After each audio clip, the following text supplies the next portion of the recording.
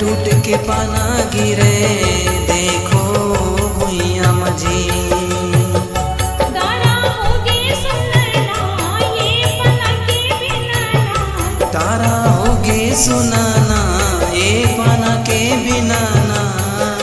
तारल टूट के पाना गिरे देखो भुइया मजी। तारल टूट के पाना गिरे देखो भुइया मजी।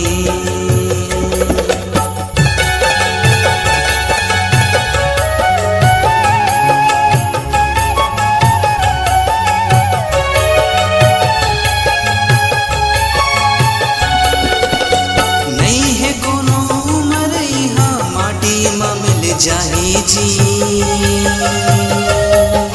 माटी मां मिल जाही जी। जैसे विधाता भेजे आही जाही सब बुलाही जी।